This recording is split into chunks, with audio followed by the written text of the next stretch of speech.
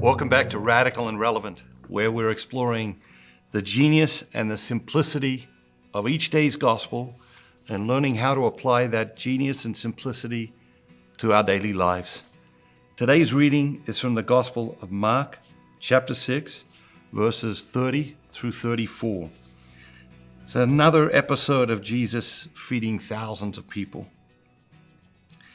The apostles returned to Jesus and told him all that they had done and taught. And he said to them, "Come away by yourselves to a lonely place and rest for a while." For many were coming and going, and they had no leisure even to eat.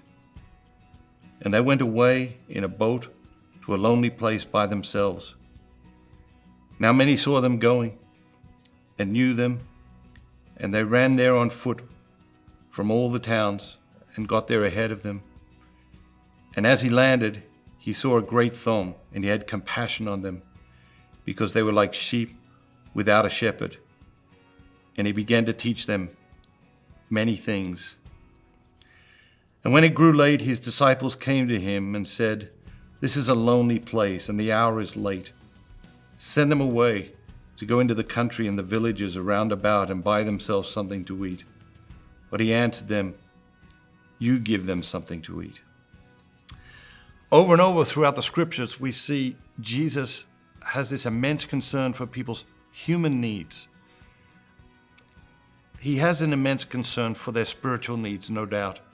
But he has this wisdom that people, when they're fixated on a human need, find it very difficult to hear a spiritual message.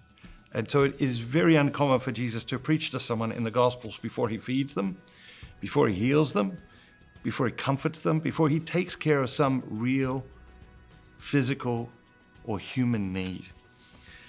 The word that jumps out at me today is rest. He says to the disciples, "Come away by yourselves to a lonely place and rest a while." It seems to me that we need that rest. We need to learn to step back from the crazy, noisy, busy world and to rest, not just to veg out, not just to binge watch the next show on whatever it is we're watching it on. That's not resting, but to learn to rest in the Lord and to come away from the busyness of our lives and to rest in the Lord, with the Lord. And he wants to give us that rest. Over and over throughout the scriptures, he tells us that. He wants to give us that rest, and we have a great need for that rest. And so today, I encourage you, I challenge you to think about, how is God inviting you to rest today? Have a great day.